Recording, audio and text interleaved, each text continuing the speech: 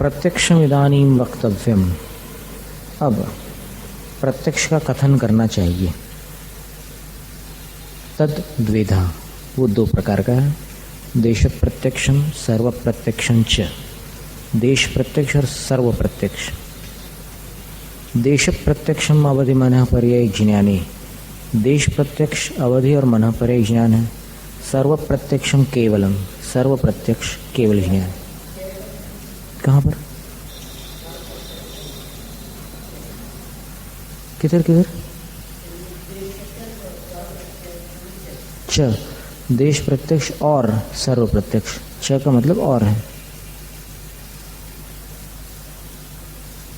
यद्येवमिदमेव तावदवधि ज्ञानम ते प्रकारस्य प्रत्यक्षस्याद्यम व्याक्रियताम् इत्यत्र उच्यते।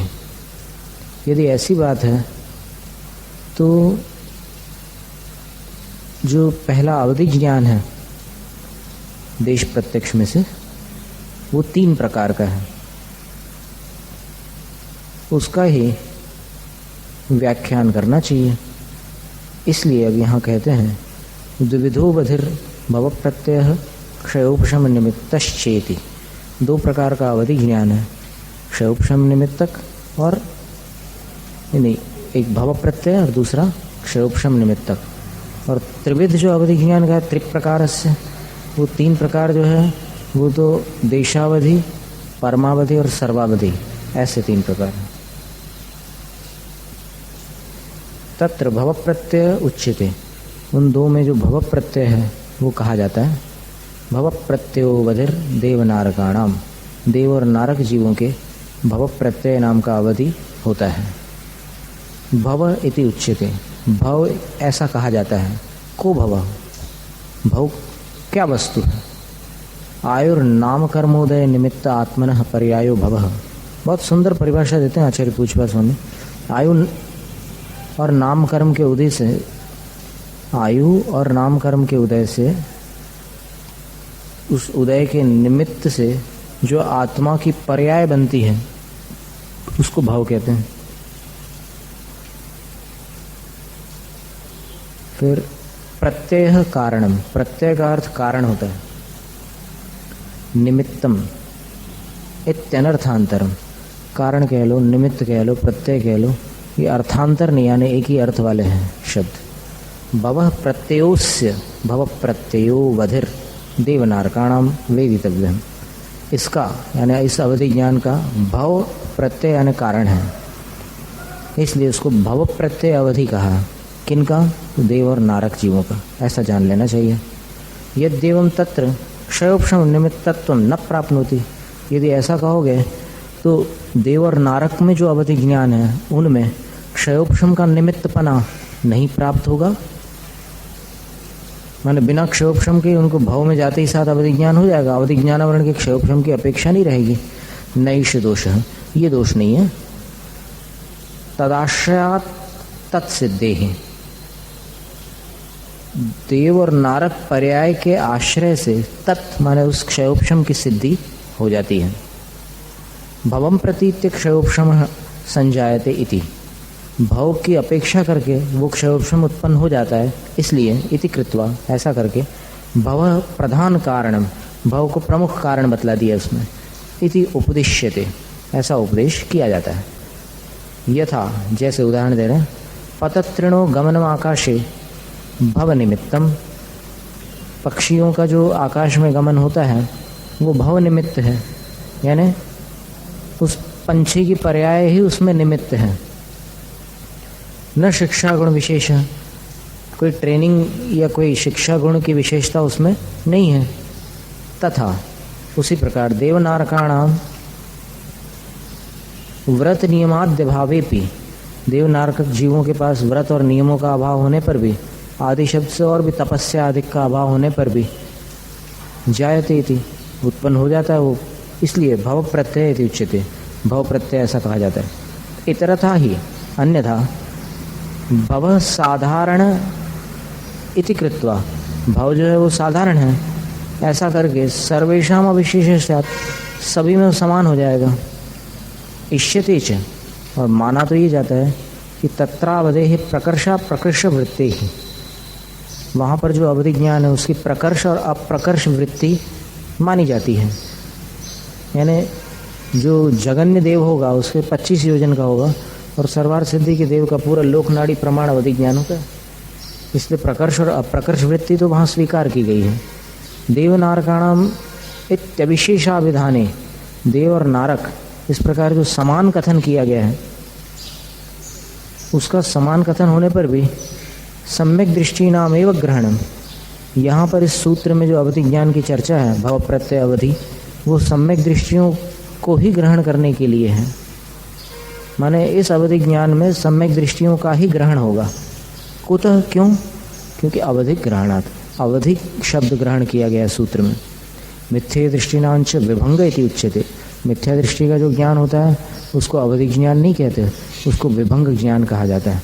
विरुद्धो भंगः विभंगः, विरुद्ध भंग जो होता है, समीचीन भंग से जो विरुद्ध भंग होता है उसको विभंग कहते हैं। भंग यानी भेद, विकल्प। प्रकर्षा प्रकर्ष वृत्तिश्च आगमतो विज्ञेया, प्रकर्ष यानी अधिक और अप्रकर्ष यानी न्यून जो वृत्ति है अवधि ज्ञान की, वो आगमतः विज्ञेया, आगम से जान लेनी चाहिए।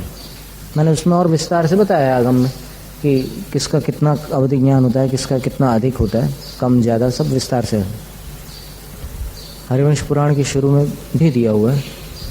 यदि भव प्रत्ययो बधिर देवनारकाणाम, यदि देव और नारकों का अवधि ज्ञान भव प्रत्यय है, अथ अब फिर क्षयोपम हेतु का केशामिति अतः, फिर क्षयोपम के हेतु से होने वाला जो अवधि ज्ञान वो किन के होगा, इसलिए ये सूत्र कहते हैं क्षयोपम निमित्तः षड विकल्पः शेषाणाम, शेषाणाम यानी मनुष्य तिरश्याम, मनुष्य और तिर्यंचों के षड विकल्प अवधि ही, अवधि शब्द पिछले सूत्र से आएगा।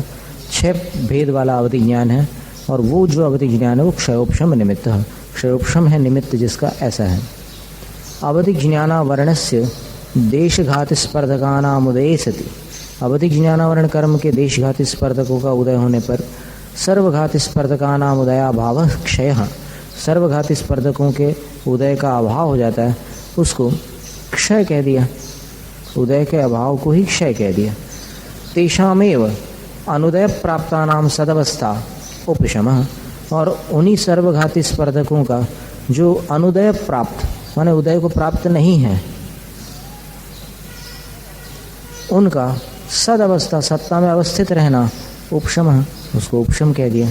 यहाँ पर जो उपशम है वो कोई ऐसा अंतर्मुहूर्त वाला उपशम नहीं है। क्षयोपशम जो होता है उसमें अंतर्मुहूर्त वाला उपशम विवक्षित नहीं होता, जो मोहिनी कर्म संबंधी बनाता है ना उपशम, वैसा नहीं।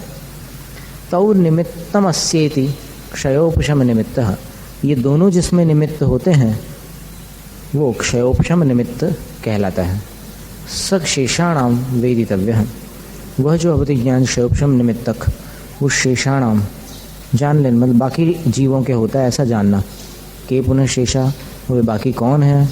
मनुष्यास्तिर्यंचश्च, मनुष्य और तिर्यंच है।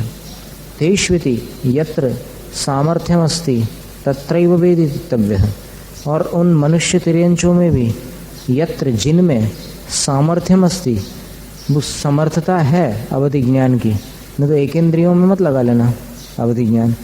जो पंचेंद्रिय पर्याप्तक सैनी जीव होते हैं और उनमें भी कुछ गुण प्रत्यय कहते हैं इसको दूसरे शब्दों में, कि जिसके कारण क्षयोपशम विशेष होता है, उन्हीं को वो अवधि ज्ञान हो सकता है। न यसंज्ञानाम अपर्याप्तकानांच तत्सामर्थ्यम अस्ति, असैनी और अपर्याप्तक जीवों के अवधि ज्ञान की सामर्थ्य नहीं होती। संजनी नाम पर्याप्तकानाम च न सर्वेशम, सैनी और पर्याप्तक जीवों में भी सबको नहीं होती अवधि ज्ञान की सामर्थ्य। केशाम तरी, फिर किनको होती है? तो बोले यथोक्त सम्यक दर्शनादि निमित्त सन्निधाने सति, यथा कथित जो सम्यक दर्शन है उसको आदि लेकर के जो भी निमित्त है उनका सन्निधान होने पर शांत क्षीण कर्मणाम, शांत और क्षीण यानी क्षयोपशम को प्राप्त हुआ है अवधि ज्ञानावरण कर्म जिनके, ऐसे जीवों को तस्य उपलब्धिर्भवति, उस अवधि ज्ञान की उपलब्धि होती है। सर्वस्य क्षयोपशम निमित्तत्वे क्षयोपशम ग्रहणम नियमार्थम, सबके लिए क्षयोपशम का निमित्तपना होने पर क्षयोपशम का ग्रहण नियमार्थ, नियम करने के लिए क्षयोपशम एव निमित्त न भवयति, निमित्तम न भवयति, क्षयोपशम ही निमित्त है इसमें, मनुष्य तिर्यंचों में अवधि ज्ञान होने में, वहाँ भव निमित्त नहीं है। स एषोवधि षड विकल्प, वो जो यह अवधि ज्ञान है 6 भेद वाला है। कुतः, किस प्रकार? तो बोले अनुगाम्य अनुगामी वर्धमान ही यमान अवस्थित अनवस्थित भेदात। मैंने इसको ऐसे पढ़ेंगे, अनुगाम्य अनुगामी वर्धमान ही यमानावस्थित अनवस्थित भेदात। एक अनुगामी अवधि ज्ञान है, दूसरा अननुगामी है, तीसरा वर्धमान, चौथा ही यमान, पांचवा अवस्थित, छठा अनवस्थित। ऐसे 6 भेद के कारण वो 6 प्रकार का है। कश्चिद अवधिर, कोई अवधि ज्ञान भास्कर प्रकाशवत, सूर्य के प्रकाश के समान, गच्छन्तम अनुगच्छति, सूर्य जहाँ जहाँ जाता है वहाँ उसका प्रकाश जाता है। उसी प्रकार कोई अवधि ज्ञान जहाँ जहाँ वो जीव जाता है उसका अनुगमन करता है। कश्चित न अनुगच्छति, और किसी जीव के साथ अवधि ज्ञान नहीं जाता।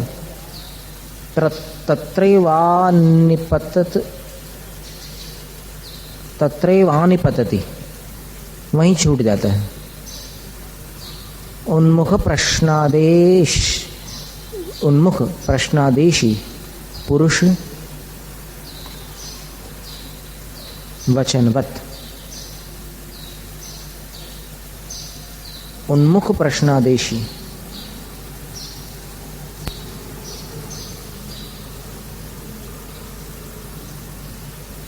क्या मतलब हुआ इसका?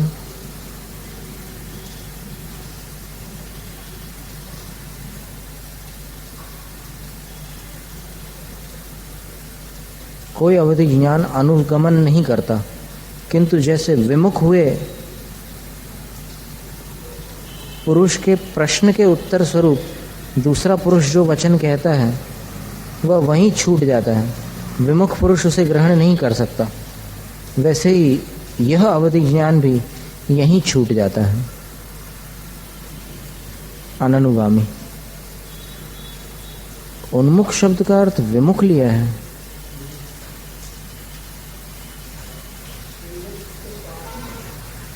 उन्मुख का अर्थ तो सन्मुख होता है।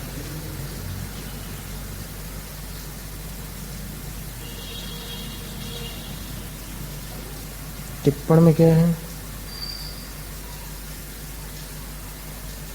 उन्मुग्ध, उन्मुग्ध है ना नीचे, उन्मुग्ध सही शब्द था। उन्मुग्ध यानी कि जो बिल्कुल उस तरफ ध्यान नहीं दे रहा है, क्योंकि उन्मुख का अर्थ तो दूसरा होता है। फिर ठीक है, तात्पर्य इसका ये है कि किसी ने जवाब दिया है प्रश्न का, लेकिन जिसको जवाब दिया है उसका ध्यान नहीं उधर, तो उसके वचन ऐसे ही व्यर्थ निकल जाते हैं।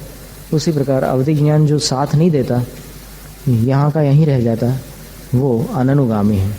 अपरोवधि है, और जो अवधि ज्ञान है वो कैसा है? अरणि निर्मथनोत्पन्न शुष्क पर्णोपचीय मानेंधन निचय समिद्ध पावकवत। जैसे अरणी माने एक प्रकार की लकड़ी होती है अरणी, तो उसके निर्मथन से, घर्षण से उत्पन्न हुई शुष्क पर्ण यानी सूखे पत्तों के उपचीय मानेंधन के इकट्ठे हुए ईंधन पर, उस ईंधन समूह में समिद्ध पावकवत, भड़की हुई अग्नि के समान, सम्यक दर्शनादि गुण विशुद्धि परिणाम सन्निधानात् यत् परिमाण उत्पन्नस ततो वर्धते आ असंख्ये लोकेभ्यः। बोले कि जो अवधि ज्ञान जंगल में लगी हुई वृक्ष की लकड़ियों के परस्पर घर्षण से जो चिंगारी निकल जाती है और पत्तों के ढेर पर पड़ जाती है, तो उसकी अग्नि बढ़ती चली जाती है। उसी प्रकार जो सम्यक दर्शन आदि गुणों की विशुद्धि के बढ़ने पर परिमाण में बढ़ता ही चला जाता है। कहाँ तक बढ़ता है? असंख्य लोकेभ्य, असंख्यात लोक प्रमाण बढ़ता चला जाता है। वो वर्धमान अवधि ज्ञान है। अपरोवधि, और जो दूसरा अवधि है वो कैसे है? परिच्छिन्न उपादान संतत्याग्नि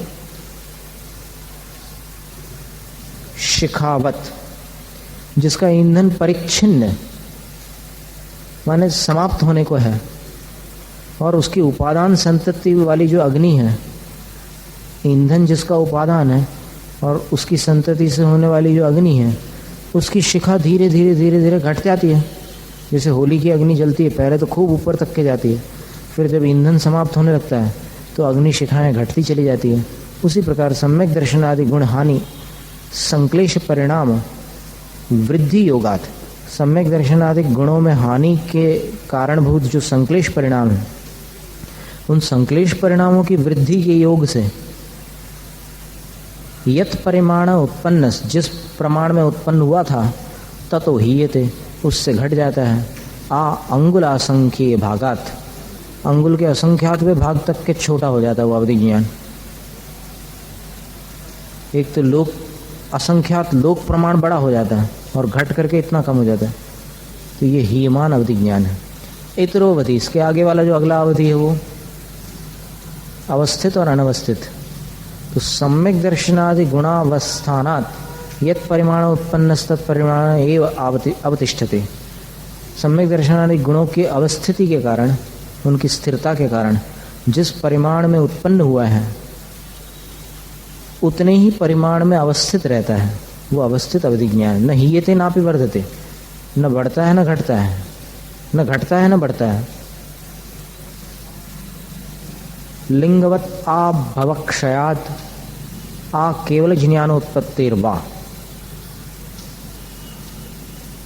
जैसे अपना जो लिंग होता है, मतलब जैसे स्त्रीलिंग है तो स्त्रीलिंग ही रहता है, वो पुल्लिंग या नपुंसक लिंग नहीं होता।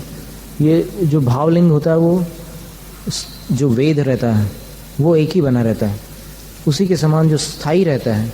ऐसा जो अवधि ज्ञान है, न बढ़ता है न घटता है। भवक्षयात, जब तक भव का क्षय न हो जाए, माने मृत्यु न हो जाए, तब तक वो अवधि ज्ञान वैसा का वैसा ही रहता है। अथवा केवल ज्ञान उत्पत्तिर्वा, केवल ज्ञान जब तक न उत्पन्न हो जाए तब तक कि वो ज्यों का त्यों बना रहता है, उसका नाम अवस्थित अवधि ज्ञान है।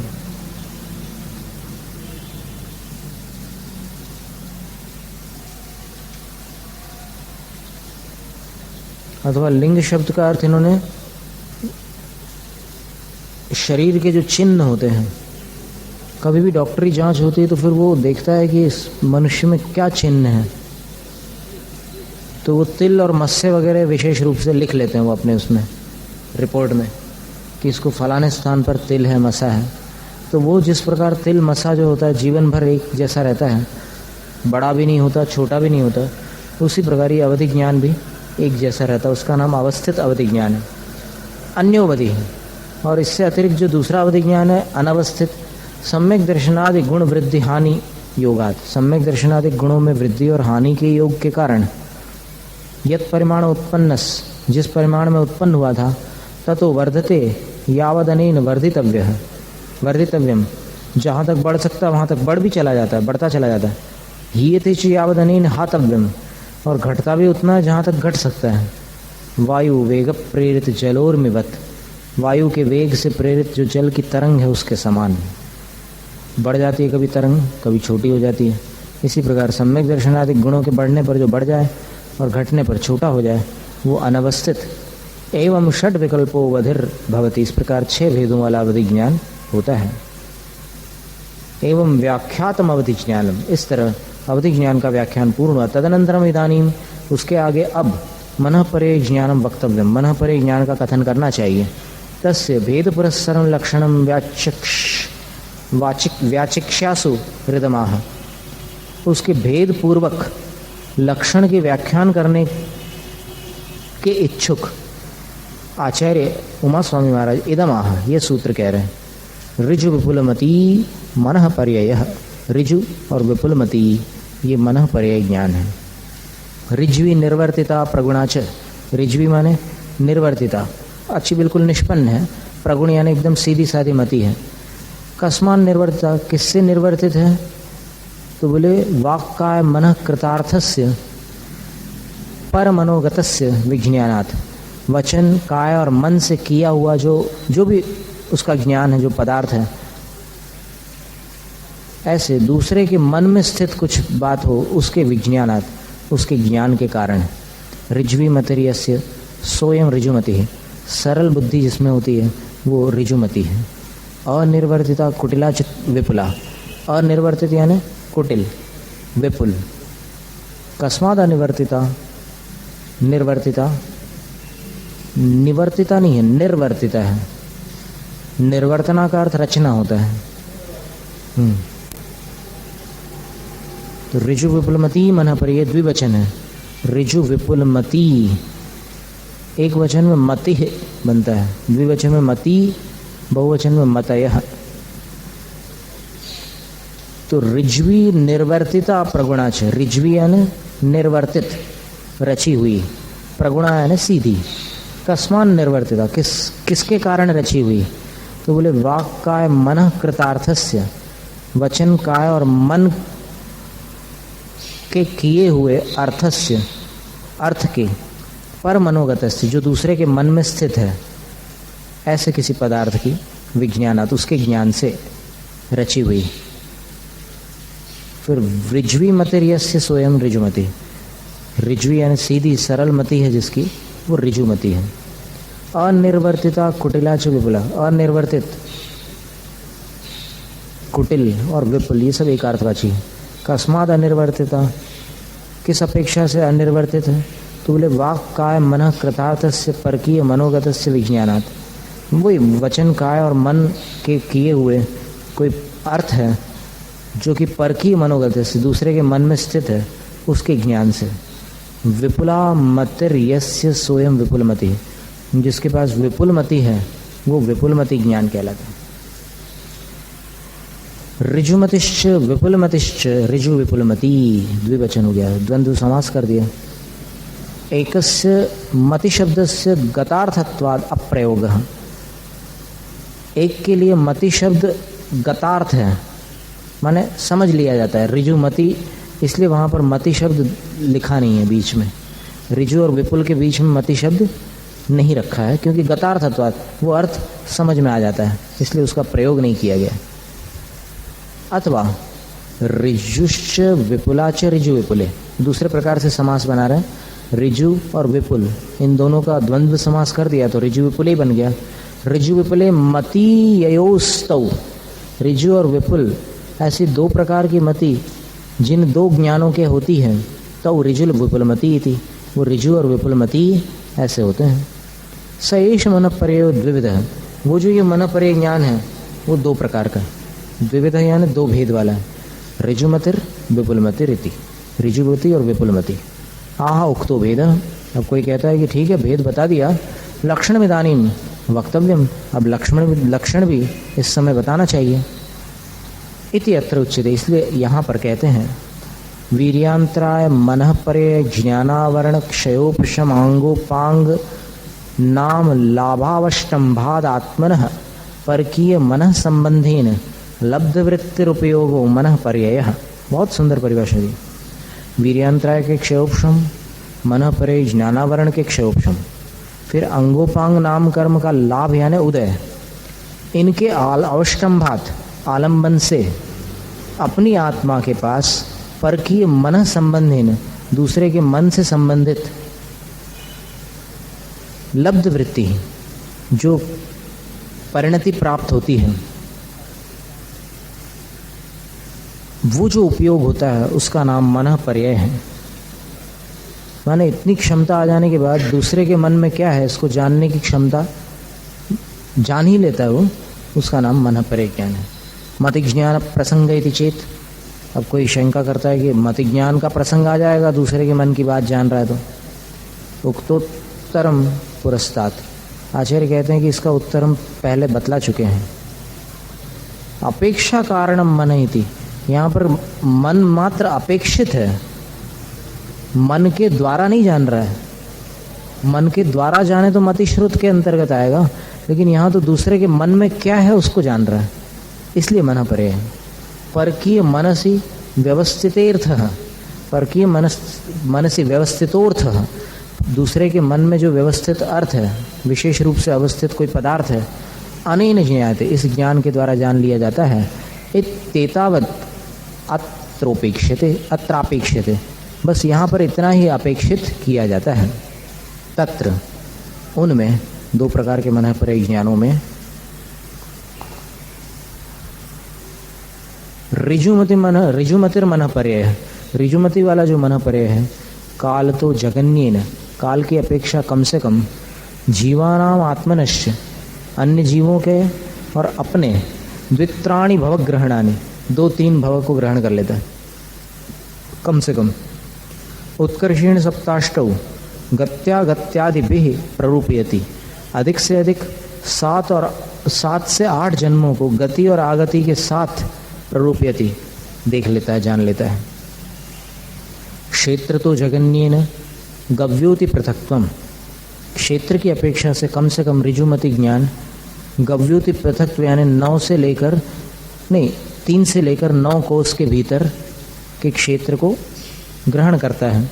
उत्कर्षेण, अधिक से अधिक योजन पृथक्त्वस्य आभ्यंतरम न बहि, 3 योजन से 9 योजन के भीतर का ग्रहण कर सकता है, न बहि, उससे आगे ऋजुमति ज्ञान की गति नहीं होती।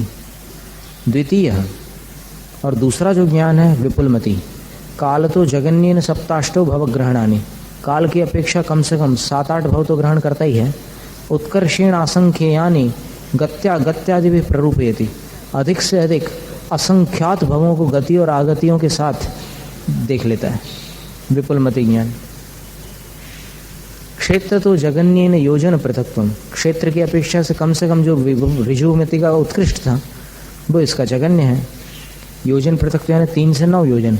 उत्कर्षेण मानुषोत्तर शैलस्याभ्यंतरं न बहि, अधिक से अधिक मानुषोत्तर पर्वत के भीतर के जितने मन वाले प्राणी हैं वहाँ तक के इस विपुलमति की गति होती है, न बहि, उसके बाहर नहीं। उक्तयोर अनयोः पुनरपि विशेष प्रतिपत्त्यर्थमाह, ये जो 2 कहे गए हैं ऋजु और विपुलमति ज्ञान, इन दोनों में विशेष प्रतिपत्त्यर्थम, भेद की और जानकारी के लिए, आह, अगला सूत्र कहते हैं, विशुद्ध्य प्रतिपाताभ्यां तद विशेषः, विशुद्धि और अप्रतिपात की अपेक्षा से इन दोनों मन परे ज्ञानों में विशेष भेद होता है। तदावरण क्षयोपशमे सति आत्मनः प्रसादो विशुद्धि, तत्संबंधी आवरण के क्षयोपशम के होने पर आत्मा का जो प्रसाद यानी जो निर्मलता है उसका नाम विशुद्धि है। प्रतिपतनम प्रतिपातः, गिरने का नाम प्रतिपात है। न प्रतिपातः अप्रतिपातः, न गिरना अप्रतिपात है। उपशांत कषायस्य, 11वें गुणस्थान वाले मुनिराज के, चारित्र मोहोद्रेकात, चारित्र मोह के उद्रेक के कारण यानी सूक्ष्म लोभ का उदय आ जाता है उनका अंतर्मुहूर्त के पश्चात। प्रच्युत संयम शिखरस्य, तो संयम का जो शिखर है वहाँ से उनको प्रच्युत होना पड़ता है, गिरना पड़ता है।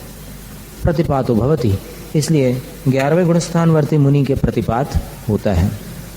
क्षीण कषायस्य प्रतिपात कारणाभावाद अप्रतिपातः, क्षीण कषाय जो मुनि है उनमें प्रतिपात का कारण है नहीं, इसलिए वो अप्रतिपात होता है।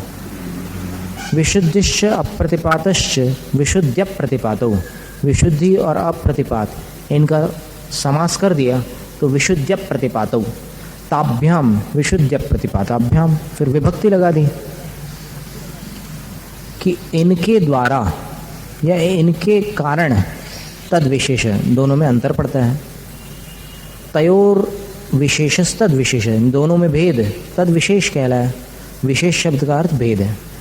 तत्र विशुद्धिया तावत, अब इन दो में जो विशुद्धि शब्द था उसकी अपेक्षा लगाओ तो कहते हैं ऋजुमतिर विपुलमतिर द्रव्य क्षेत्र काल भावैर विशुद्धतर, द्रव्य की अपेक्षा से भी विशुद्धतर है, क्षेत्र की अपेक्षा से भी विशुद्धतर है, काल की अपेक्षा से भी विशुद्धतर है और भाव की अपेक्षा से भी विशुद्धतर है। कैसे, कथम, तो आचार्य कहते हैं इह, यहाँ यह कार्मण द्रव्यानंत भागो